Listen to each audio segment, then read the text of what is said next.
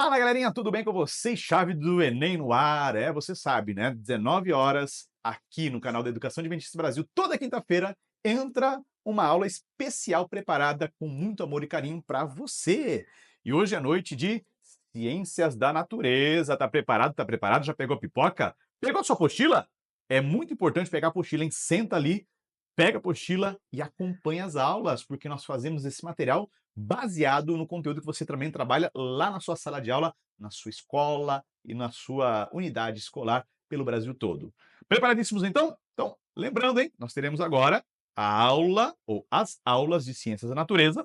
Depois das aulas, você não vai embora, porque nós teremos a correção dos exercícios de matemática. Combinado então? Então fica aí, senta aí, porque daqui a pouco, depois da vinheta, começamos então com as aulas e não vai embora. Tem correção no finalzinho. Beleza então?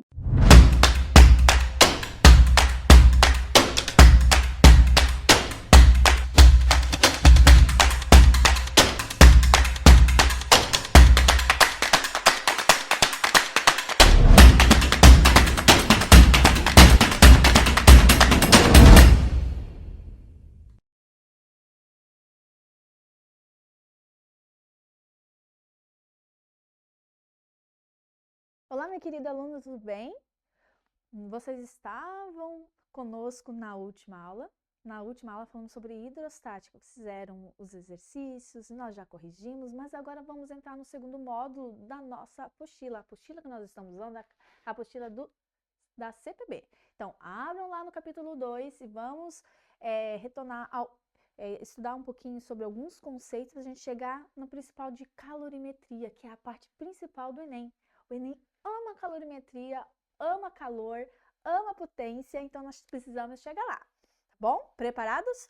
Pegue sua caneta, pegue seu caderno e vamos a alguns conceitos. A maior temperatura já registrada no Brasil foi de 44,8 graus Celsius na cidade de Nova Maringá, em Mato Grosso. Foi nos dias 4 e 5 de novembro de 2020. 44,8 graus Celsius. Essa é a maior temperatura já registrada no Brasil. Mas no ano de 2024 foi o ano mais quente já registrado no Brasil, desde o início das medições lá em 1961. Em 2024, o Rio de Janeiro chegou à temperatura de 43,2 graus Celsius, com uma sensação térmica recorde de 60,1 graus Celsius. É muito calor. Calor? Temperatura? É a mesma coisa? Em física, não. Vamos ver qual a diferença entre calor e a temperatura registrada. Então, vamos lá. Calor, ela é energia, que ela sempre se transfere de um corpo para outro, de acordo com a diferença de temperatura. Então, ele sempre vai com a temperatura maior, o calor, para o objeto que tem uma temperatura menor. Então, é a energia que se transfere de um corpo para outro. Mas já a temperatura é a média da energia cinética, ou seja, o movimento desordenado das partículas, o grau da agitação térmica das moléculas. Então, calor é a energia que faz com que as moléculas passem a se movimentar registrando a temperatura. Energia é uma coisa, calor é uma coisa, temperatura é outra. E nós vimos sobre as escalas termométricas que tem 3 unidades de medidas mais usadas, que é o Kelvin, que é no Sistema Internacional, Celsius, que é usado aqui no Brasil, e Fahrenheit, que é a unidade utilizada lá nos Estados Unidos. Então, são 3 unidades diferentes para medir temperatura. Se eu quero transformar de Celsius para Kelvin, Kelvin para Celsius, é mais fácil, é só somar e subtrair 273. Agora, se você for transformar em Fahrenheit, querido, você precisa aplicar esta última formulazinha aqui, tá bom? Então, nós aqui, quando a gente fala em calorimetria, nós vamos usar na unidade mais usual aqui no Brasil, que é em graus Celsius, tá bom? Se for necessário, para transformar de Celsius para Fahrenheit, Fahrenheit para Kelvin, é necessário que vocês usem a fórmula, tá bom? Não é nada, não dá para fazer regra de 3 aqui, tá, gente? Então vamos lá. Mas como este calor, que é essa energia, ela pode se propagar? Ela pode se propagar por materiais sólidos, a gente chama isso de condução de calor. Essa energia ela vai passando, gente, ó, agitando as moléculas progressivamente. Ela agita primeiro próximo da fonte de energia e essa energia, esse calor, ó, vai se transmitindo por todo o material até ficar totalmente aquecido. É quando você está cozinhando com uma colher ali que não seja de madeira, porque a madeira ela é um isolante, né? Então temos aí materiais condutores, um material condutor, você deixa ali um tempo, quando você vai pegar na colher, tá quente, tá? Por quê? Por condução de calor, essa colher ficou aquecida. Qual a outra maneira que esse calor ele pode ser transmitido?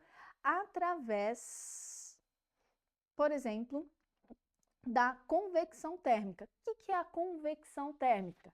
É o movimento dos fluidos. Então, tanto o ar quanto a água se aquecem por convecção. O que acontece? Olha aqui, as massas de água próxima à fonte aqui de calor, essa água aquece, agitando-se, ocupando maior volume, e quando ele ocupa maior volume, de acordo com a aula passada, voltam lá na aula passada, a densidade faz o quê? Diminui. A densidade diminuindo, essa água aquecida sobe. E a água fria, que tem uma densidade maior, desce, formando assim correntes de convecção, até o líquido ficar totalmente aquecido.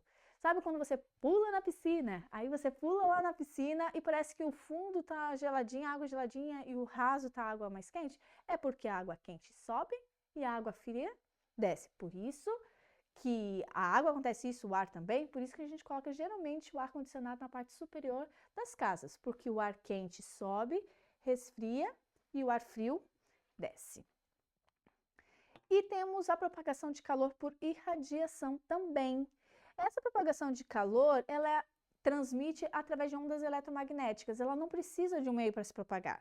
Então, esse calor, ele tanto se transmite no vácuo quanto em meios materiais, tá bom? Então, o calor é energia, ele pode ser propagado por condução em materiais sólidos, por convecção nos fluidos e através do vácuo, que é por irradiação. Mas existe uma coisa chamada na calorimetria chamada capacidade térmica. Qual é a capacidade térmica que nós temos aqui, por exemplo, de um objeto como onde a gente pode colocar a garrafa térmica, né? Temos ali a garrafa térmica. Qual é a capacidade térmica desse recipiente? Capacidade térmica é usada, fiquem bem atentos com C maiúsculo, é a quantidade de calor com a variação da temperatura. Então, é o quociente entre a quantidade de calor recebido ou cedido. Então, eu posso receber calor numa fonte com maior temperatura, ou posso ceder o calor para uma fonte de menor temperatura. Quando eu cedo calor, recebo calor, faz variar o quê? A temperatura, tá? Então, a capacidade é a quantidade de calor cedido ou recebido por unidade de temperatura, tá? E nós temos também o calor específico. Então, se eu pegar a fórmula da capacidade térmica e aqui igualar, então, com o calor específico, por que o calor específico? Vou passar para o próximo aqui, porque cada material, ele tem uma característica diferente. Então, se eu tenho uma porção de areia, deixar essa porção de areia um tempo no sol, e a mesma porção de água, ambos estão no sol, ficam expostos à mesma temperatura, a areia ela vai se aquecer muito mais do que a água. A água demora para aquecer, depois ela demora para esfriar. E ainda bem, você já percebeu que grande parte do nosso corpo é constituído de água? Equilíbrio térmico. Já repararam que o nosso planeta é constituído basicamente de água? Equilíbrio térmico. Ou seja, a água ela tem um calor específico alta. Vocês estão vendo aqui, ó, dentro dos materiais é o que tem maior calor específico. Quanto maior o calor específico, ele demora para se aquecer e demora para esfriar. Se nosso planeta ele fosse basicamente só de areia, de terra, o nosso planeta não teria possibilidade nenhuma de ter vida aqui. Então, ele é constituído basicamente por água para que haja equilíbrio térmico. Mas qual é a quantidade de calor necessária para mudar a temperatura de um dado material? Então, Q representa calor, é igual a M, a massa. Ou seja, se eu tenho uma porção maior de um objeto, por exemplo, eu tenho um iceberg e tenho ali um cubinho de gelo. Quem vai derreter primeiro? Lógico, é o cubinho de gelo. Por quê? Porque a massa dele é menor. Então, quanto menor a massa, menos calor é necessário para o quê? Variar a temperatura. O que eu preciso também saber? Que material? Porque se for areia, é um calor específico de 0,2. Se for o ferro, 0,11. Se for prata, 0,05. Ou seja, cada material tem a sua característica e a quantidade de calor que eu preciso fornecer para esse material, para que haja uma variação de temperatura, depende do material e depende da quantidade de massa. E ΔT é o quê? A variação da temperatura. Quais são as unidades aqui?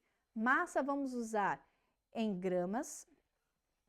Calor específico, nós vamos usar em calorias, gramas por grau Celsius, e a variação da temperatura em graus Celsius. Então, a unidade de medida de quantidade de calor é dado em calorias. Ai, prof, mas eu quero em joules. Se ele quiser em joules, então, olha lá, o calor específico tem que estar em joules, gramas por grau Celsius. Se é joules, gramas por grau Celsius, aqui precisa estar em gramas e aqui em graus Celsius. Tá? Então, fiquem bem ligados às unidades de medida. Então, o calor específico é a quantidade de calor necessária para variar a temperatura de um objeto, de uma substância. Mas nós sabemos que ele pode mudar de fase.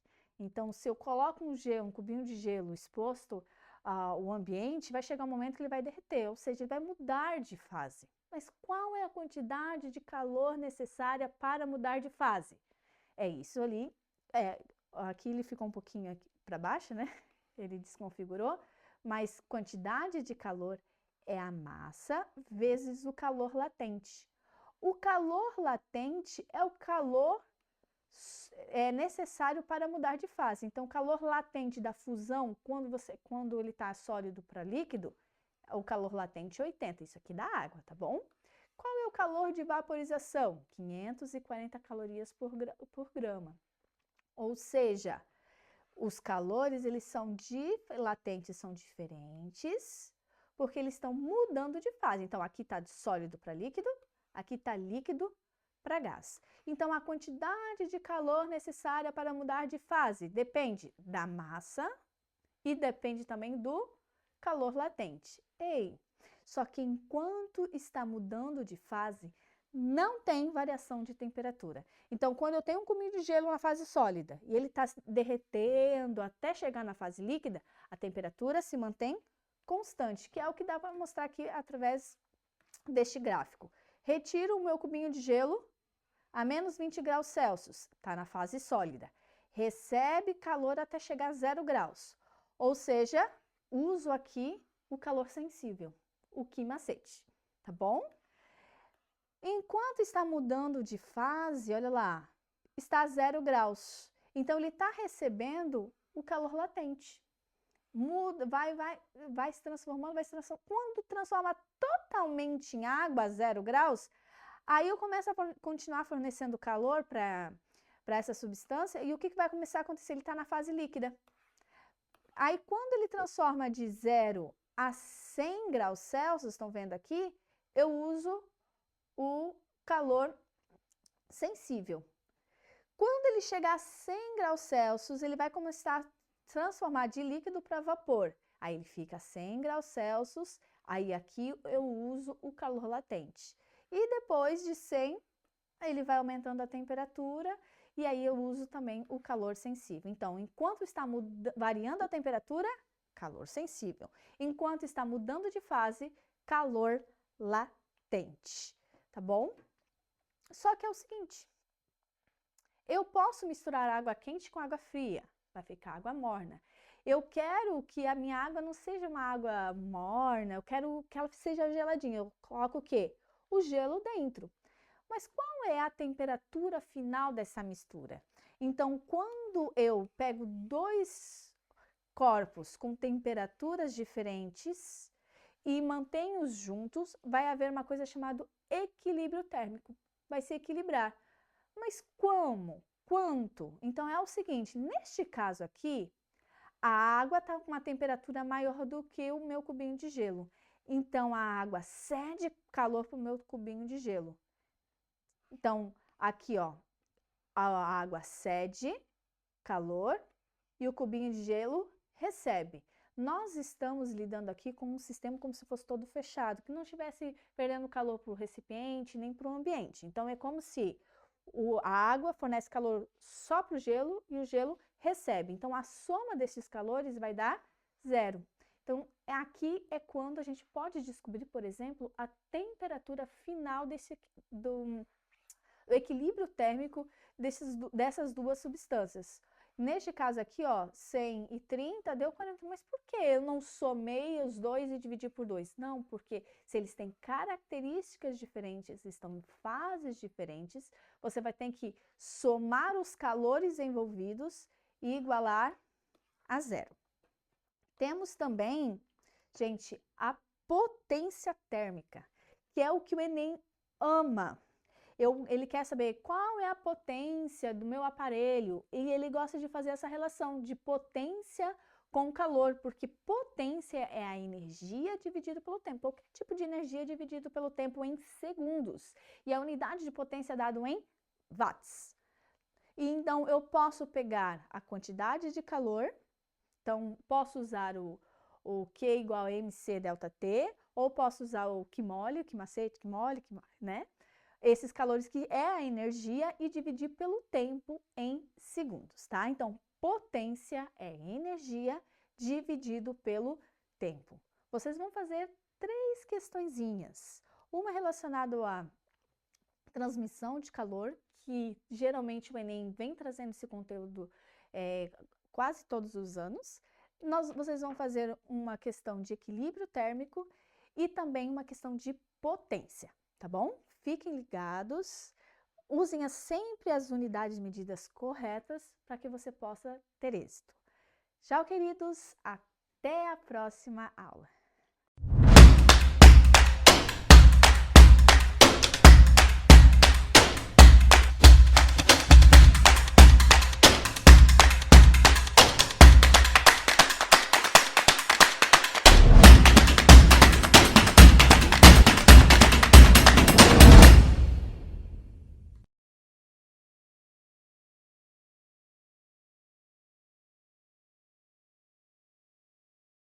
Tudo bem com vocês? Aqui a professora Daniele e mais uma vez com a disciplina de Química. E na nossa noite de hoje nós vamos continuar trabalhando com o cálculo estequiométrico.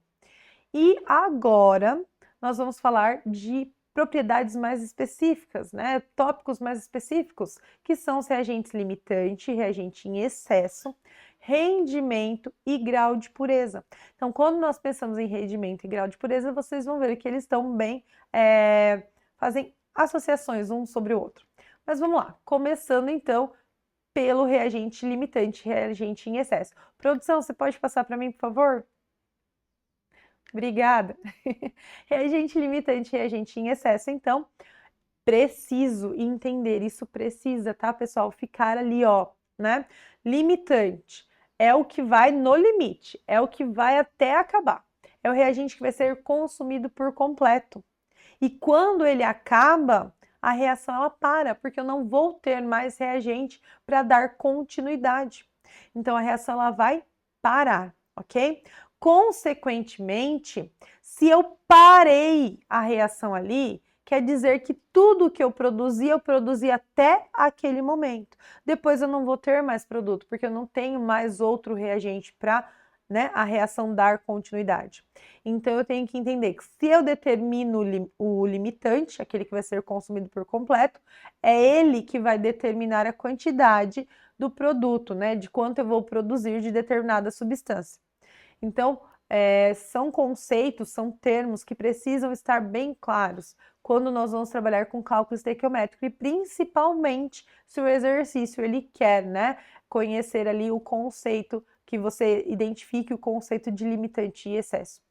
Excesso é aquele reagente que vai sobrar. A reação para e eu ainda vou ter um pouquinho do outro reagente ali porque eu coloquei a mais. Mas por que eu preciso conhecer quanto de cada substância eu vou colocar só para saber a quantidade que eu vou produzir? Claro que isso não isso é tão importante quanto saber a quantidade de reagentes que eu vou adicionar. Por quê? Porque se eu adiciono a mais, se eu tenho um excesso, eu tenho o quê? Desperdício. E nós não queremos esse desperdício, porque esse desperdício eu não vou poder pegar aquele reagente que sobrou e colocar ele para reagir de novo, se eu estiver trabalhando ali com um teste de qualidade, por exemplo. Não posso, eu tenho que descartar. E descartar eu estou perdendo dinheiro, principalmente vamos pensar ali na questão industrial, quem for para a indústria, né? Mas, quando a gente também fala de reagente em excesso e reagente limitante, vamos pensar em situações do cotidiano. Quando você vai fazer uma receita, né? Então, você pega todos os ingredientes para no final você obter aquele produto, certo? Se você colocar algo a mais ou colocar uma quantidade a menos, dependendo do que for, o que vai acontecer? Pode ser que a sua receita desande e aí fique um produto final que você não consegue consumir. E aí o que você faz? Descarta. Olha o desperdício, né? Então, o cálculo estequiométrico, conhecer o limitante, conhecer as quantidades, me faz, né, evitar o desperdício. Faz eu evitar também o quê? Perder tempo, né? Porque daí, se eu sei que eu tenho quantidades suficientes para fazer aquela receita, eu vou fazer e no final vai dar tudo certo. Se eu não tenho, eu vou ter que fazer o quê? Não vou fazer, eu vou atrás dos ingredientes, colocar as quantidades corretas e aí sim dar continuidade. É a mesma coisa na reação química, principalmente falando em escala industrial. Então, quando nós determinamos o limitante, nós conseguimos prever, nós conseguimos calcular a quantidade de produto que será formado. Então, eu consigo determinar quanto daquele produto eu vou produzir no final, ok? E os exercícios de limitante e excesso, normalmente, as questões, né, pensando ali nível Enem, nível vestibular, enfim, ele não vai falar assim, qual é o reagente limitante? Isso é muito difícil. Normalmente, para eu identificar que ele quer trabalhar com esse tipo de cálculo, eu vou olhar quem são os reagentes da reação que ele está descrevendo e ele vai fornecer as quantidades dos reagentes. Então, ele fornece a quantidade que ele colocou de cada um dos reagentes que estão presentes na reação. E aí você sabe, se ele colocou as duas quantidades, né, as duas massas, as duas quantidades de matéria, né, quantidade de mols, que ele colocou, que ele adicionou dos reagentes, é porque alguém ele colocou a mais. Então, ele quer saber quem vai ser consumido por completo e quem vai sobrar, porque a partir do momento que eu determinar quem foi consumido, quem acabou, eu consigo determinar a quantidade de produto que vai ser produzida, que daí é a resposta final, normalmente, do nosso exercício. Então, são várias etapas, são vários passos e informações que eu tenho que me atentar na hora de resolver exercícios de limitante e excesso. Então, sempre identificar no corpo do texto, né? Se ele forneceu as informações ali dos 2 reagentes, dos 3 reagentes, para você, então, identificar quem é o limitante e aí dar continuidade ao seu cálculo estequiométrico de proporção, tá bom? Aqui eu trouxe um exemplo, né? Então, por exemplo, se eu reagir uma molécula do etanol com 3 moléculas do gás oxigênio, vou formar 2 moléculas de CO2 e 3 moléculas de água, ou 1 mol, né, de etanol com 3 mols de oxigênio, formando 2 mols de dióxido de carbono e 3 mols de água. Então, você tem uma proporção, você já sabe, quando você monta a equação química, faz o balanceamento, que são os primeiros passos para resolver um cálculo estequiométrico, você já sabe a proporção. Quantas moléculas de cada eu preciso para reagir? Sabendo a proporção, em mol, em quantidade de matéria, eu consigo fazer a relação em massa.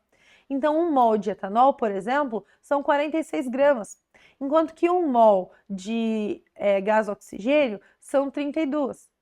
Então, o que eu vou fazer? Como eu tenho 3 mols, eu multipliquei ali, deu 96. Eu sei que se eu colocar 46 gramas de etanol e 96 gramas de gás oxigênio, eu vou formar 88 gramas de dióxido de carbono.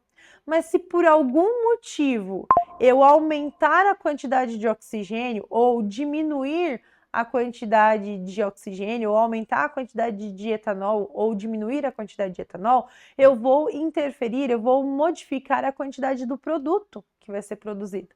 E aí que entra nessa relação estequiométrica, porque se eu vou mexer na quantidade que eu vou adicionar para a reação acontecer, consequentemente, eu vou mexer na quantidade de produto que eu vou obter no final. Às vezes eu não quero 88 gramas, eu quero uma quantidade, eu quero uma tonelada, ou eu quero reduzir pela metade. Então eu tenho sempre que trabalhar com as proporções. Se em algum momento houve uma descompensação dessas proporções, aí eu tenho que fazer o quê? O cálculo com o limitante, porque é ele. Quando ele acabar, a minha reação vai parar. Então tudo que eu formei foi até ele ser consumido por completo. Então eu vejo ainda que há muitas dúvidas em qual das substâncias eu vou pegar para dar continuidade no cálculo. Então sempre pegar o limitante, porque ele acabou a reação, parou. Então tudo que eu produzi até ali, até aquele ponto, ok? O outro tópico que faz parte também é o de rendimento. Por quê? O que acontece? Não quer dizer que eu coloquei toda aquela massa, aquela quantidade, de fato é aquilo que eu vou produzir. Então, o rendimento é uma forma de comparar a quantidade de produto obtido na prática com a quantidade teórica, aquela quantidade que eu obtive fazendo meu cálculo estequiométrico. Então, voltando para o exemplo anterior, se eu colocasse 46 gramas, eu teria que produzir, né, 88 gramas de dióxido de carbono. Se porventura eu produzir menos, então quer dizer que o meu rendimento ele não foi de 100%. E aí eu vou calcular qual foi a porcentagem, então, quanto de fato eu produzi, né? Colocando toda aquela quantidade de massa. Por quê? Porque se eu quero produzir 88 gramas, então eu vou precisar aumentar um pouquinho de massa do etanol, né? Um pouquinho mais de moléculas de etanol para eu conseguir ali aquelas 88 gramas, levando em consideração que é uma reação que não tem um rendimento de 100%. E o que interfere nesse rendimento? Vários fatores, principalmente as impurezas, tá?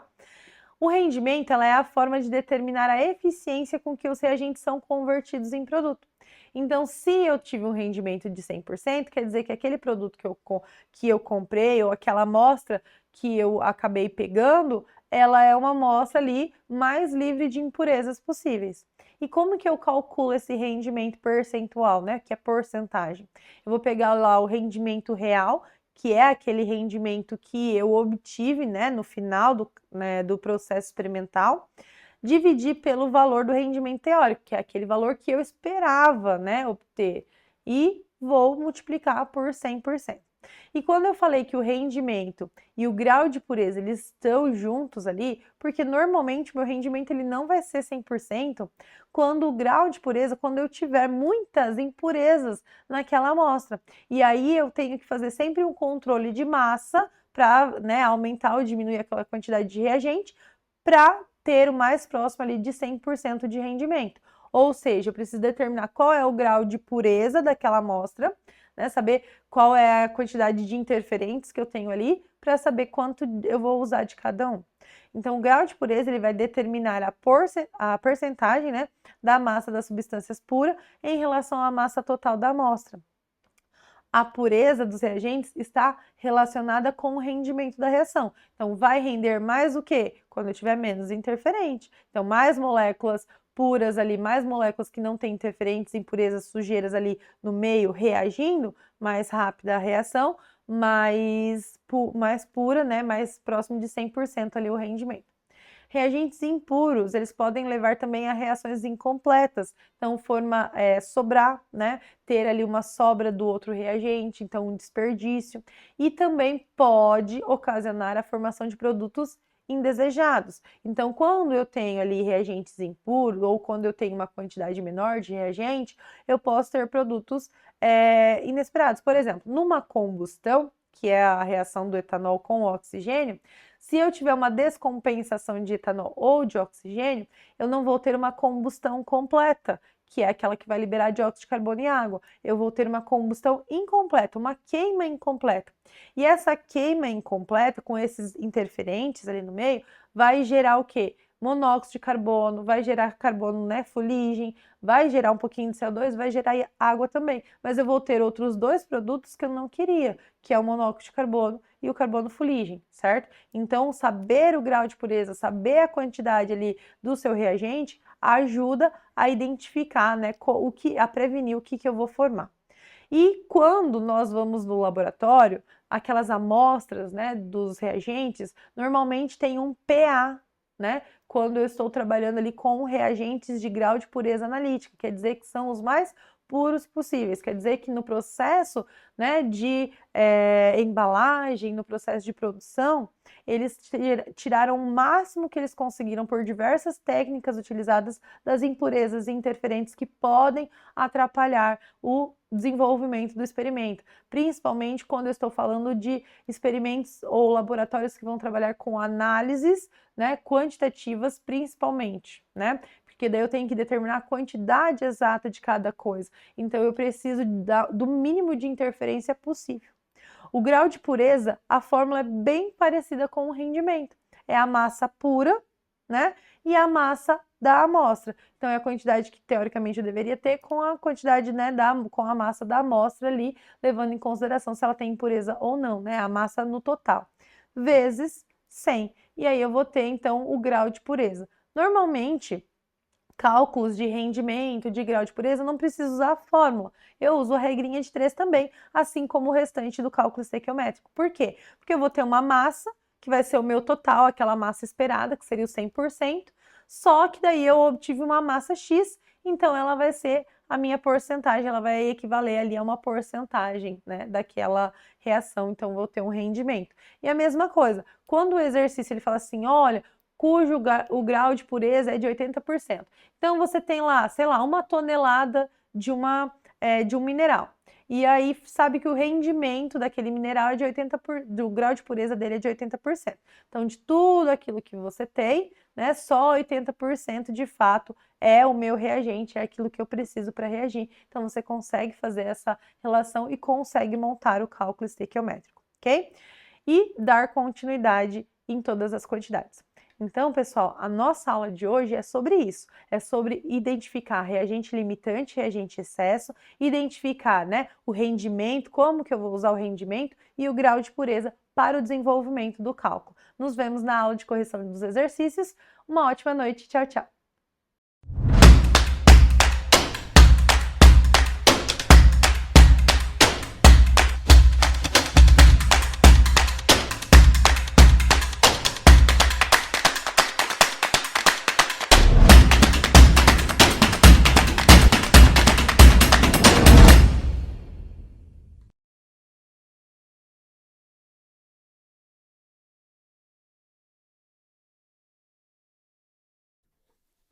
Oi, gente, tudo bem? Que bom estar aqui com você em mais uma semana no segundo ciclo de simulados da chave do Enem, na área de Ciências da Natureza, com essa disciplina linda e maravilhosa que é a biologia, não é mesmo? Então, nós vamos aqui ver algumas coisas interessantes que provavelmente vocês viram de uma forma aprofundada em sala de aula. A gente vai ver os highlights aqui de vírus e bactérias e esse conteúdo é bastante importante, gente, porque são duas coisinhas que têm um impacto muito grande em provocar doenças, são patógenos, não todos eles 100%, mas olha, não é o 100%, mas aquele 1% ali, ó, faz um estrago muito grande. Então, o vestibular e Enem, esses micro-organismos, eles são abordados e cobrados especialmente por causa das doenças que alguns deles causam e por causa do uso deles em biotecnologia, né? Então, vamos dar uma olhadinha aqui naquela parte do conteúdo que é o sucão, né, da matéria de vírus e bactérias, a gente vai começar aqui com vírus. É importante a gente lembrar, coloquei aqui, ó, vírus são parasitas intracelulares obrigatórios, ou seja, eles não têm metabolismo, não se reproduzem, fazem o que fazem quando estão fora de uma célula. Eles são formas de vida acelulares, né, a gente vai ver daqui a pouquinho a estrutura deles. Eles não têm membrana plasmática, organelas, ribossomos, enfim. Não é como uma célula nem procarionte, tá? E eles são pacotinhos de informação. Olha só por que eles são pacotinhos de informação. Você tem aqui esse desenho, né? Em que você tem o vírus. Então, nós temos aí o capsídeo do vírus, certo? Que é esse pacotinho. É um capsídeo proteico, certo? É um pacotinho que guarda o material genético e algumas enzimas no máximo. Então, você tem vírus de DNA, você tem vírus de RNA. Já foram encontrados vírus que têm os dois ácidos nucleicos. O livro de vocês cita aí um vírus desse aí, mas em linhas gerais, ou o vírus tem DNA ou o vírus tem RNA, tá certo? Depois a gente tem essas proteínazinhas, né? Que são essas bolinhas, esses espinhos que tem aí no capsídeo, que são as proteínas usadas para o vírus entrar nas células. Lembra o seguinte, né? Ali na membrana plasmática, a gente tem uma série de moléculas, são glicoproteínas, glicolipídios ali, que fazem parte do glicocálix. E são proteínas bastante importantes para identificação e comunicação celular. Para que algo entre na célula, é preciso que haja uma complementaridade desses receptores, ou seja, o vírus precisa ter uma partezinha que encaixa nessas proteínas da parede da célula. E essa proteínazinha que o vírus usa para fazer isso é exatamente essa que está espetada aí no capsídeo. Lembrando que nem todos os vírus têm essa carinha do coronavírus. Eu já vou mostrar aqui, por exemplo, vocês estão vendo aqui no cantinho, bacteriófago. Mas no capsídeo viral, seja qual for a forma dele, sempre vai ter essas proteínazinhas que ele vai usar para se conectar com o receptor da célula e entrar na célula. É por isso que o vírus é bastante específico, né? Você tem o vírus que infecta a planta, não salta para o reino animal. O vírus do reino animal não infecta plantas.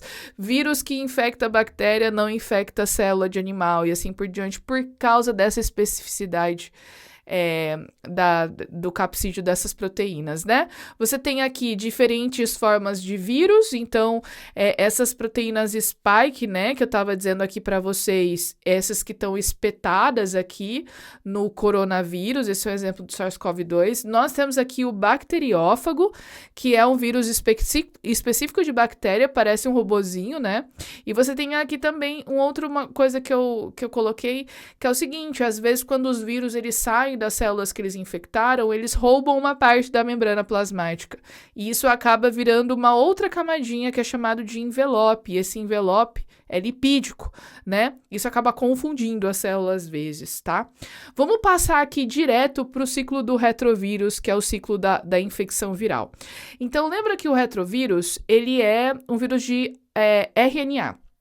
E eu coloquei aqui o exemplo do HIV, porque quando a gente pensa em vírus, em replicação viral, o HIV é um vírus que salta as nossas mentes justamente por causa da importância na saúde pública, né? Então, ele sendo um vírus de RNA, o que ele vai fazer? Primeiro que ele vai ter que entrar na célula, né? Então, ele vai usar essas proteínazinhas aí do capsídeo viral para poder entrar na célula, certo? Depois que ele já entrou na célula, ele vai aqui, ó, soltar o seu RNA. E aqui a gente tem uma questão importante que é o seguinte: esse vírus, ele tem essa enzima aqui, ó, que é chamada de transcriptase reversa. Veja que essa enzima, olha, é safadinha, porque o que essa enzima faz? Ela vai pegar o RNA viral como molde e ela vai produzir uma molécula de DNA a partir do RNA viral. E o que vai acontecer? Esse DNA agora, que tem informações do vírus, ele vai em direção ao núcleo e ele vai se integrar ao DNA da célula. Assim, toda vez que a célula for fazer a transcrição de RNA mensageiro no DNA no núcleo, vai ler também as informações para produzir novos vírus. E aí o que a gente vai ter? A gente vai ter a construção de novos vírus. E quais são as células-alvo aí dos retrovírus no caso do vírus HIV? É o nosso linfócito, que é aquela célula que faz parte da nossa defesa. E é por isso que o HIV é chamado de vírus da imunodeficiência adquirida. Por quê? Porque é um vírus que prejudica o nosso sistema imunológico justamente por se replicar dentro dos nossos linfócitos, dentro das suas células de defesa. Então, o mais importante aqui dos retrovírus para vocês é a presença da transcriptase reversa, que vai produzir uma molécula de DNA a partir do RNA do vírus. É uma coisa muito maluca, né? Então, essa parte aqui é bastante importante. A gente vem aqui para agora falar dos ciclos dos fagos. A gente falou da replicação do retrovírus, vamos falar agora a replicação do fago, por quê? Aqui na replicação do fago, a gente tem a reprodução dos vírus que são específicos para bactérias, aquele que parece um robozinho que eu acabei de mostrar para vocês. Os bacteriófagos, eles podem ter ciclo lítico e lisogênico. O que isso tem a ver? Isso tem a ver com a capacidade de dano que esse vírus vai causar à célula. Num ciclo, o vírus vai arrebentar a célula, lisar e romper a membrana da bactéria e vai sair para infectar outras células.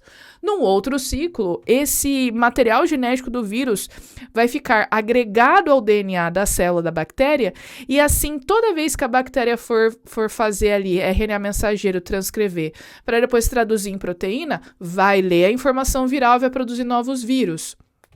Na verdade, quando ele está ali integrado, ele vai ler informação viral, mas ele ainda não vai produzir novos vírus para sair da célula. Ele vai ficar, tipo, adormecido. Então, a bactéria vai se reproduzir, vai se replicar, e junto vai não apenas a informação da bactéria, mas vai também a informação do vírus que está integrado ali. Quais são esses ciclos? Bom, a gente tem o ciclo lisogênico e temos o ciclo lítico. O ciclo lítico é aquele ciclo em que o bacteriófago vai se replicar ali dentro, ele vai injetar o material genético dele, o DNA dele, na célula. Ele tem bacteriófago de RNA também, tá? Eu estou usando um exemplo aqui de DNA. Ele vai injetar esse material genético na célula. Esse material genético vai se integrar ao DNA da bactéria, vai ler esse DNA viral, vai produzir novas partículas do vírus, e aí esses vírus vão sair da bactéria arrebentando a membrana, rompendo a membrana e matando a célula. Então, a gente tem o ciclo lítico, em que a bactéria morre, tá bom? Você tem o rompimento da membrana. Aqui no ciclo lisogênico, você não tem isso. Você tem apenas o vírus injetando o seu DNA, o DNA se integra ao DNA da célula, fica ali no DNA da célula, e aí toda vez que a bactéria for se replicar, o DNA do vírus está ali dentro. Então, ele, como eu disse, né, ele fica tipo assim, adormecido, né, formando ali o profago. E pode ser que tenha algum estímulo ambiental, alguma coisa do tipo, ou não, que pode ser que esse ciclo lisogênico, né, pode ser que ele parta para o ciclo lítico, por exemplo. Pode ser. Mas o importante aqui é você lembrar a diferença desses ciclos. No ciclo lítico, você tem o rompimento da membrana da bactéria, porque o vírus se replica ali dentro, monta novos vírus e sai. No lisogênico, o material do vírus fica ali na bactéria, a bactéria se reproduz, a bactéria faz suas proteínas e vai lendo as informações do vírus junto também, tá? Agora a gente vai para a nossa próxima aqui, que é justamente das bactérias, né? Vamos falar um pouquinho de Reiro Monera, porque quando nós falamos de classificação, eu lembro que eu mostrei para vocês essa árvore filogenética, né? E agora chegou de fato o momento da gente falar especialmente desses dois grupos aqui, do eucariota e da arqueia e da bactéria. Por quê? De acordo com a classificação que foi usada por Uso lá na década de 90, ele usou o critério molecular para agregar os seres vivos numa árvore filogenética só. E aí ele viu que existia uma similaridade entre o material genético das arqueias e dos eucariotas. É por isso que os eucariotas, eles são colocados bem próximos Por isso que as arqueias, né, são colocadas bem próximos dos eucariotas e as bactérias estão distantes. Então, filogeneticamente, o que a gente poderia dizer é que as arqueias estão mais próximas dos eucariotas do que os eucariotas próximos das bactérias, tá? Essa aqui é a classificação daquela proposição de domínio, ok? Isso aqui é bastante interessante, até porque tem um vínculo com a matéria que a gente viu no primeiro módulo, né? Então, isso aqui pode ser interessante. É importante lembrar também que as bactérias, as arqueias, são exclusivamente procariontes. Não existe nenhum eucarionte nesses domínios, arqueia e bactéria, tá? Mas voltando àquela classificação do domínio das arqueias, né? Quais características gerais? Bom, a arqueia tem uma imagenzinha aí, ela lembra bastante a bactéria, mas as principais diferenças têm a ver com a estrutura. Então, por exemplo, a parede das bactérias não tem peptídeo, a parede das arqueias, não tem peptídeo-glicano. Isso é uma coisa que diferencia bastante as duas. Ela tem também uma superfície S, que é uma camadinha, que tem um materialzinho assim que recobre a parede celular. O RNA é similar a dos eucariontes e o flagelo das arqueias é bastante diferente das bactérias. A questão aqui das arqueias, que eu recomendo bastante para vocês, e que é uma coisa bastante frequente em questões de prova, por exemplo, no vestibular, são os grupos das arqueias. Então, aqui no grupo das arqueias, você tem as extremas, né? As arqueias são conhecidas como extremófilos. Então, você tem aquela que vive num ambiente muito salgado, que vive num ambiente muito quente, muito ácido, e que vive num lugar que é muito pobre em oxigênio e tem muito metano, porque é um lugar onde acontece bastante decomposição de matéria orgânica. Então, aqui nas halófilas, né? Halófitas é planta. A halófila extrema, a gente tem bactérias que vivem em condições com concentração externa muito alta. Então, você tem salar de Uyuni, por exemplo, na Bolívia. Muito interessante. Lá no deserto de sal, tem uma camada de 7 metros de sal, assim, de espessura. E você pensa assim, cara, não tem uma forma de vida lá. E os caras já pesquisaram e acharam bactériazinhas ali. Então, isso é bastante interessante. Termófilas, né? Termoacidófilas são bactérias acostumadas a ambientes extremos com temperatura muito alta e com uma concentração alta de ácido, né? Especialmente ácido sulfúrico, sulfírico, etc. Elas fazem um processo chamado de quimiossíntese. Elas usam umas moléculas ali, umas substâncias para poder fazer o seu metabolismo e produzir sua energia, né? E temos as metanogênicas. Elas são anaeróbias e produzem bastante metano. Então, elas estão muito presentes em lugares onde a decomposição da matéria orgânica é bastante intensa. Então, você tem pântanos, encharcos, por exemplo, você tem no intestino de ruminantes, né? O sistema digestório de ruminantes. Então, isso é bastante importante, tá? Uma dica, isso dá bastante essa divisão aí dos grupos. Falando agora das bactérias, de que forma as bactérias são diferentes das arqueias? Bom, para começar, parede, né? As bactérias têm peptídeo-glicano na parede celular, coisa que as arqueias não têm. Elas têm uma cápsulazinha, além da parede, tem essas fimbrazinhas, que são esses pelinhos, e além do seu DNA cromossomial, né, que é o nucleóide ali, que é um cromossomo só, ela tem um DNA circular extra, que é o plasmídio. Normalmente tem genes de resistência a antibióticos, né? E agora, vamos dar uma olhadinha, falando da bactéria, sabendo que bactérias têm peptídeo-glicano, mas arqueias não têm, a gente vai para um grupo, né?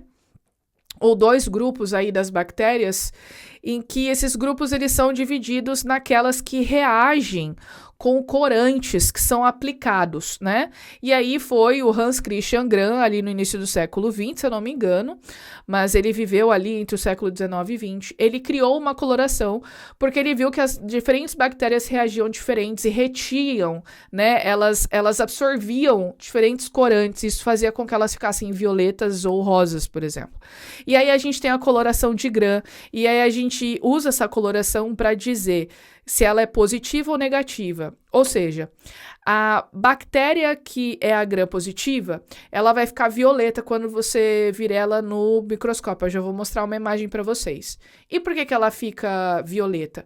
Porque ela tem uma membrana, uma parede celular, na verdade, que tem uma camada bem grande de peptídeo glicano. Então, ela retém o corante violeta. Você tá vendo aí na imagem, né? Você vê aqui, por exemplo, ó, tudo isso aqui, todas essas bolinhas, isso aqui já foi o spoiler, não era para estar vindo. Mas, enfim, você tem aqui todas essas bolinhas aqui, ó. Isso aqui é peptídeo glicano. Olha a espessura, né, dessa camada de peptídeo glicano comparado com essa espessura aqui da bactéria gram-negativa. Olha só como as bolinhas aqui, né, elas são bastante fininhas perto dessa aqui que é bastante grande. Então, a bactéria gram-positiva fica colorada violeta porque retém o corante violeta.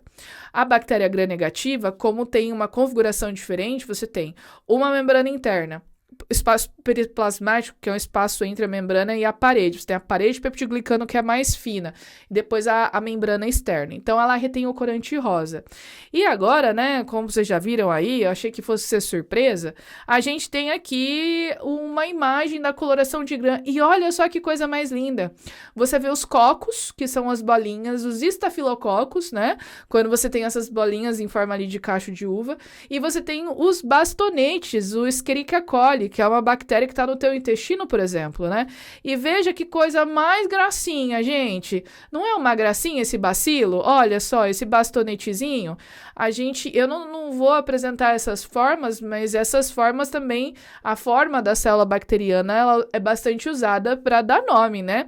Então, Staphylococcus aureus são as bolinhas roxas gram-positivas. Escherichia coli são os bastonetes sozinhas gram-negativas, né? Então, é um método bastante interessante de se fazer para a gente poder identificar essas bactérias, certo? Passando aqui, a gente já vai para cianobactérias. As cianobactérias são bactérias autotróficas, olha só que legal, elas fazem fotossíntese. Surprise, surprise. Por que elas fazem fotossíntese? Elas têm clorofila. Dá uma olhadinha aqui, ó, olha só que legal. Essa célulazinha, ela tem a membrana, ela tem a parede e ainda tem uma mucilagem, que é uma substância que quando em contato com água fica meio gelatinosa e fica ao redor da célula. E elas não vivem só sozinhas, né? Elas também formam colônias. Olha só que legal, né? Então, as cianobactérias, elas são bem interessantes, elas são de vida livre, não são parasitas nem nada. Elas não causam mal a ninguém. Inclusive, elas são importantes para fazer fotossíntese, né? Elas fazem fotossíntese, são os produtores de alguns ecossistemas e, inclusive, lá no primeiro ano, vocês devem ter estudado o processo de eutrofização. Quando tem bastante matéria orgânica e as algas, enfim, bactérias crescem bastante, formam um cobertorzinho, assim, de alga verde em cima da água. São as cianobactérias também, tá bom? Isso é bastante interessante. Então, cianobactérias são conhecidas como algas azuis. Esse ciano aí é de azul, né? Porque às vezes a luz bate assim, dá uma coloração meio azul esverdeado, então elas ganharam esse nomezinho, são autotróficas, fazem fotossíntese, tá certo? E, indo para o nosso final, a gente tem os micoplasmas. Micoplasmas, olha que interessante, são bactérias que não têm parede, mas têm uma configuração de 3 lâminas de membrana, né? E elas são parasitas intracelulares obrigatórios, como os vírus também são, né? Olha só que interessante. E isso acaba dificultando bastante, por exemplo, a ação de alguns antibióticos. A bactéria está ali dentro da célula, né? Então, algumas desses micoplasmas estão envolvidos, por exemplo, em causar pneumonia. E, finalmente, eu já adiantei para vocês aqui, a gente tem o metabolismo dessas bactérias, ou seja, como que elas conseguem energia. Então, você tem as autotróficas, que podem fazer fotossíntese ou quimiossíntese. A gente falou dos dois, né? Eu falei de algumas arqueias que fazem quimiossíntese, a cianobactéria que faz fotossíntese, e tem as heterotróficas, que podem ser aeróbias, ou seja, estar em um ambiente com oxigênio, precisam de oxigênio. Então, você tem aquelas que vivem bem quando tem bastante oxigênio ou quando tem pouquinho, e as anaeróbias, que são aquelas que ou não toleram de jeito nenhum o oxigênio, como a Clostridium tetani, que é a bactéria que causa o tétano, por exemplo, ou aquelas que fazem uma fermentação na ausência de oxigênio, que são anaeróbias fermentadoras, né? Então você tem, por exemplo, lactobacillus que estão no teu Yakult. Olha só que legal. Fermenta o leite e dá aquele gostinho gostoso do Yakult, né? Então veja como as bactérias são extremamente importantes para nós, para os seres vivos, para a nossa vida, certo, gente? Espero que vocês tenham gostado. Foquem nas questões da chave do Enem, que são baseadas nessa aula aqui, e estude para a prova bimestral, tá bom? A gente se vê na próxima. Até lá!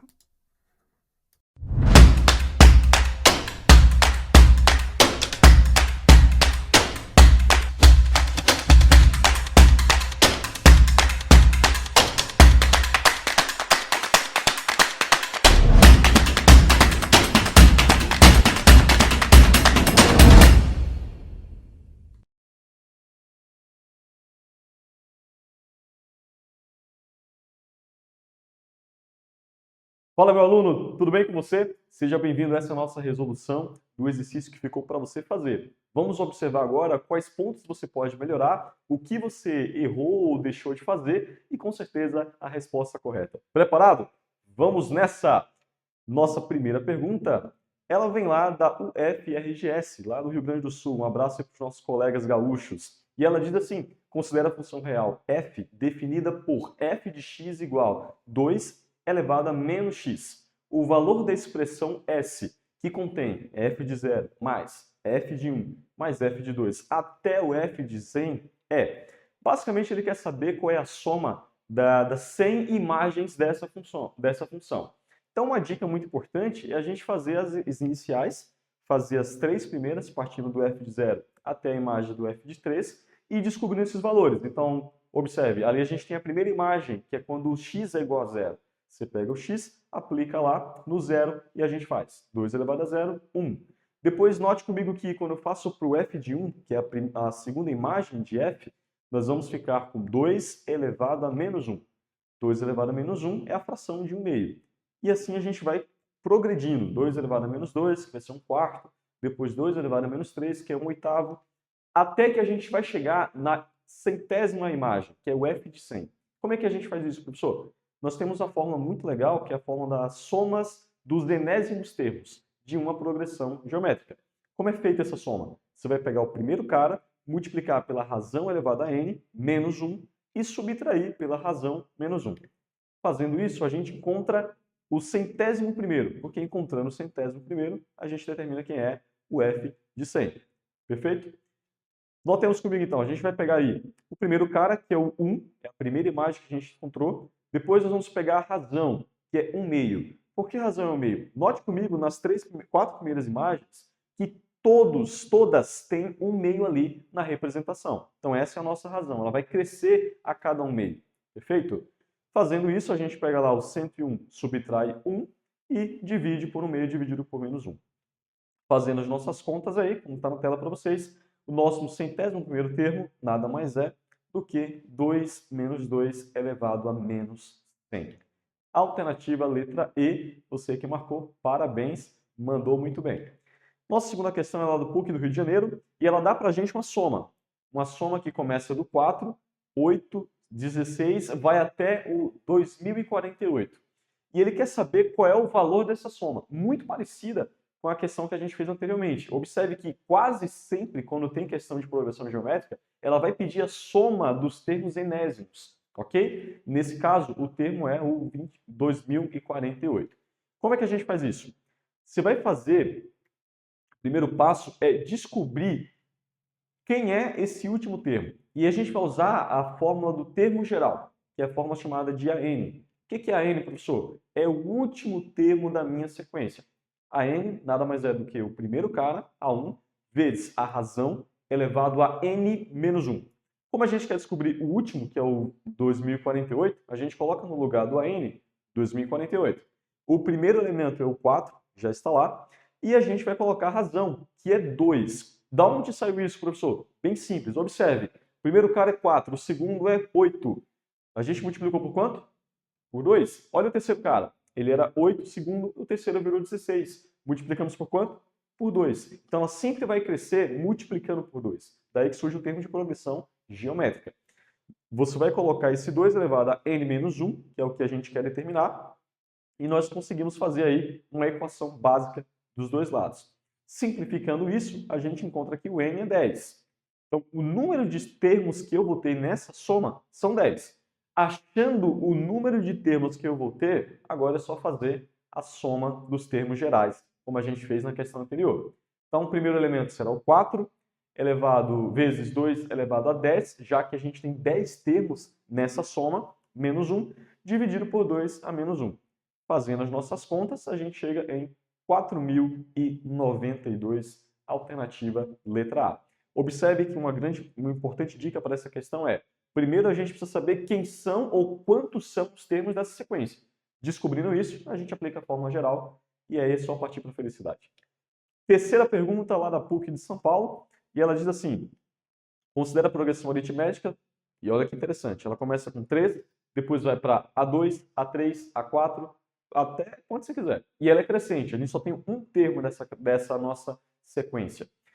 De razão R. E a progressão geométrica B1, B2, B3, 3 até quanto a gente quiser. E ela é decrescente de razão K. De modo que A3 é igual a B3. Então, o elemento que está lá no A3 será exatamente igual ao elemento que está no B3. E a razão da primeira, que é crescente, é igual 3 vezes a razão da segunda. Qual é o valor do segundo termo na segunda sequência? Vamos lá. Primeiro passo é a gente encontrar quem são esses caras, B1, B3, e encontrar a relação da razão entre esses caras. Então, fazendo ali o nosso esquema da soma geral, do termo geral, desculpem, encontrando aquele termo geral, que nada mais é do que o AN, que a gente bem conhece, basta você fazer o primeiro cara vezes a razão elevado a n menos 1. Fazendo as nossas contas que a própria questão nos fornece, a gente vê que o B4, na segunda sequência ali, ele nada mais é do que 3. Então, 3 é igual a B1 vezes a razão elevada a 3. E a gente consegue fazer uma relação. A relação de que B1, o primeiro termo da segunda sequência, nada mais é do que 3 sobre razão elevado ao cubo. Achando esse valor para B1, a gente consegue encontrar facilmente, ainda usando o termos AN, aquela soma do AN, do termo geral, a gente consegue encontrar quem é que fica e que ocupa a posição B3. B1 vezes a razão elevada a 3 menos 1 é igual a B3 é igual a 3, a razão elevada a 3 vezes razão ao quadrado. E a gente, resolvendo essas continhas, encontra que o termo B3 é 3K. Só que eu lembro a você, 3Q, desculpe. Só que eu lembro a vocês que A3 é igual a B3. A gente já descobriu o B3. Agora a gente vai igualar os termos. Fazendo essa comparação, nós encontramos a razão, já que a razão é 3 vezes a razão Q. Encontrando essa razão, nós determinamos R. R é 3 meios. Já sabendo os valores, agora é só encontrar B2, que é o valor que a gente quer. Perfeito? Realizando as nossas contas, no final da história, a gente encontra que nós temos o n igual a 7. Então, o valor de B2 nada mais é do que a posição A7 na primeira sequência crescente. Beleza? Questão interessante, não é uma questão fácil, deixa bem claro, é uma questão de nível médio, mas é uma questão que envolve conhecer duas coisas. Primeiro, saber qual é o termo geral de um elemento qualquer de uma progressão geométrica e fazer comparação. Nada mais do que equações ali. Então, nós temos equações e o termo geral de uma progressão geométrica. Você conseguiria resolver rapidinho essa questão. Tá? A quarta questão, ela diz que uma fábrica de automóveis foram produzidos 200 carros no mês de fevereiro.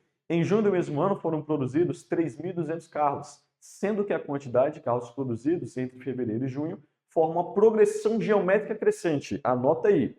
A produção de carros no mês de abril desse mesmo ano foi de quanto? A gente tem o primeiro elemento, que é 200, foi a primeira quantidade de carros. E a gente tem que no mês de junho, que é o mês 5, foi produzido 3.200. Então a gente tem o primeiro elemento, A1, o elemento A5, e a gente consegue saber a quantidade de elementos dentro dessa sequência.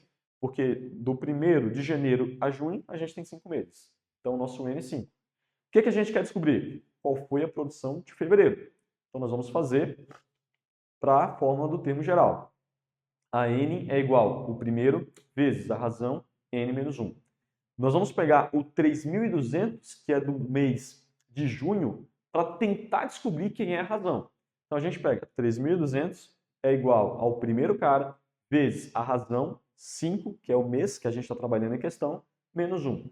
Fazendo as contas, a gente encontra que a razão para essa progressão é 2. Mas não termina aí. Ele quer saber qual é a produção para março, é isso? Para abril, desculpe. Então, a gente faz para A3. A3 vai ser igual a 200 vezes 2 elevado a 3 menos 1.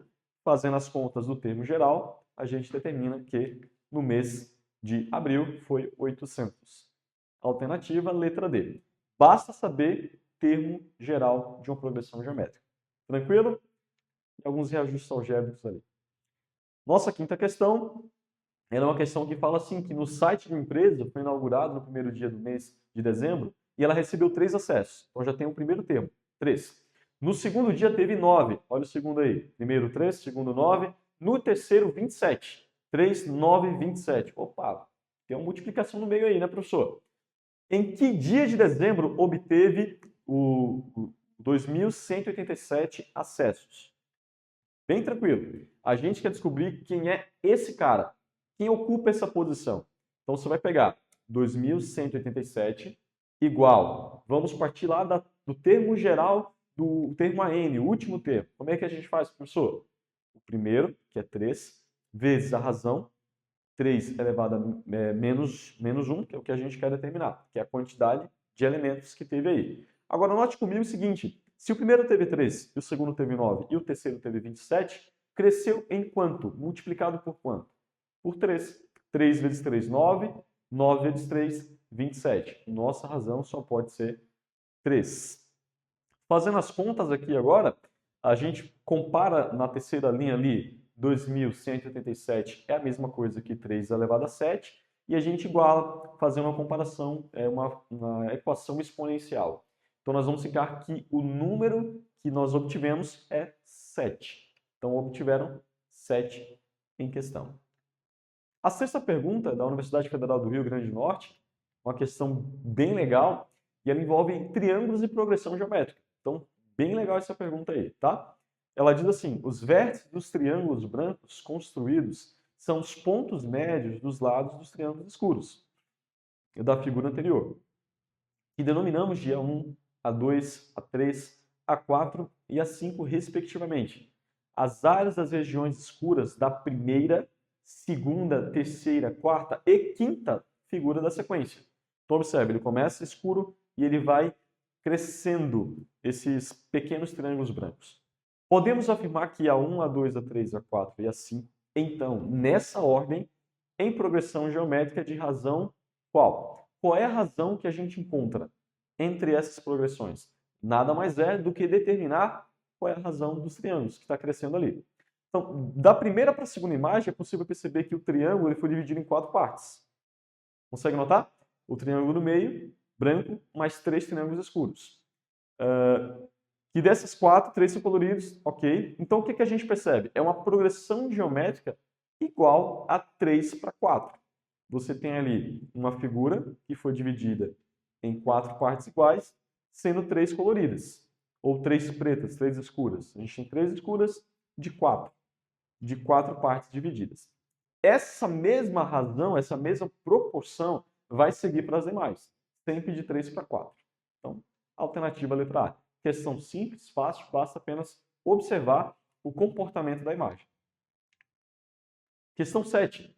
Durante a pandemia do Covid-19, percebeu-se que o número de pessoas contaminadas aumentava em progressão geométrica de razão 1,5 em uma semana para outra na cidade de Mazorlândia. Se em um determinado dia há 120 habitantes contaminados, supondo que a progressão seja mantida, na quarta semana o número de contaminados será igual a quanto? Pergunta, qual é a semana que ele quer? Quarta. Basta partir do termo geral de uma progressão geométrica. Ok? Que é o AN. AN é igual ao primeiro elemento vezes a razão menos o total de caras lá dentro, menos 1. Então, a gente quer o quarto elemento. Então, A4 vai ser o primeiro, que é 120, vezes a razão, que é 1,5. Como a gente quer o quarto elemento, 4 menos 1. Nesse caso, fica na conta, 120 vezes 3,375 nos fornece 405, alternativa letra D. Oitava pergunta. Uma progressão geométrica possui o primeiro termo igual a 5. Beleza. E razão igual a 3. Já temos o suficiente de informação aí. Então, seja o termo dessa progressão, será fácil, fácil. A gente tem o primeiro cara, a gente tem a razão e a gente tem o número de posições que ele vai ocupar. Neste caso, sexta, a sexta posição. Então, aplicando de novo o termo geral de um elemento na progressão, aquele AN, o famoso AN, a gente tem 5, que é o primeiro cara, vezes 3, que é a razão, elevado a 6, menos 1. Realizando as nossas contas, 3 elevado a 5 dá 243, vezes 5, 1.215, alternativa letra B de dado. Penúltima pergunta. Até agora, você está mandando bem nas questões? Digita para a gente aí, diga, professor, acertei tudo. Se não, diga, professor, infelizmente, caí em uma, duas ali. Questão 9 diz assim, dada a progressão 1, 2, 4, 8, 16. Opa, de cara já dá para ver qual vai ser a razão, né? A razão é 2. A soma dos seus 10 primeiros termos é igual a... Vamos aplicar o quê, professor? Soma geral da progressão geométrica. Então, a soma geral me diz que é o primeiro elemento vezes a razão elevado ao total de termos, o total de elementos, menos 1, dividido pela razão, menos 1. A razão a gente percebe claramente que é 2, porque a primeira vale 1, a segunda já vale 2. Foi multiplicado por quanto? Por 2. Houve um crescimento geométrico de 2. Então, nossa soma vai ficar 124, que é 2 elevado a 10, menos 1 dividido por 1. Resposta, 1023. Alternativa letra D. E a última pergunta, a questão do Enem de 2024, está no forno aí, ó. Saiu ano passado, diretamente do forno para a gente aqui resolver. Uma questão bem interessante que diz assim: uma criança utilizando o aplicativo escreveu uma mensagem para enviar a um amigo. Essa mensagem foi escrita seguindo estas etapas. Então, a primeira etapa inseriu 3 figuras do tipo de um emoji, né, de sorriso, no visor. A segunda etapa copiou o que havia inserido anteriormente e colocou, inserindo o que havia copiado ao lado. Então, ela foi crescendo. A terceira etapa seguiu igual à segunda. A criança seguiu copiando e colando, e em cada etapa, o que tinha no visor da etapa imediatamente anterior. Então, até concluir a 20ª etapa. Ela ficou pegando, copiando, colando. Em seguida, enviou a mensagem. Qual foi o total de figurinhas contidas na mensagem? Simples. Ela pegou os 3 primeiros, copiou, colou 3, copiou, colou 3 embaixo. Então, agora a gente já tem 6 embaixo. Então, 3, 6, a próxima vamos ter mais ainda. Então, observe, o primeiro tem 3, o segundo tem 6, o terceiro tem 12. Ela pega, copia e cola. Só que note comigo que em todos os casos eu tenho uma multiplicação por 3. É 3 vezes 1, 3, que é o primeiro caso. No segundo caso, 3 vezes 2, que é 6. No terceiro caso, eu tenho 3 vezes 2 elevado a 2. 2 elevado a 2 nada mais é do que 4. E ali a gente vai fornecer 12. Ele quer saber o que acontece quando a gente for lá para a 20ª. Para a 20ª, o que acontece, professor? Presta atenção. Observe que o 2, esse 2, ele sempre é menos 1 do que a posição. Então, se eu estou na posição 2, é 3 vezes 2 elevado a 1. Se eu estou na posição 3, é 3 vezes 2 elevado a 2. Posição 3, expoente 2. O expoente é sempre menos 1. Então, se eu quero na 20ª, é 3 vezes 2 a menos 1. 20 menos 1, 19. Alternativa letra A. Bom, pessoal, essa foi a nossa resolução. Eu espero que você tenha compreendido todas nossas questões aqui, nossos exercícios. Espero que você tenha mandado super bem. Caso não, volta um pouquinho no vídeo, vê a resolução passo a passo e manda muito bem. Valeu, pessoal. Forte abraço. É isso e tchau!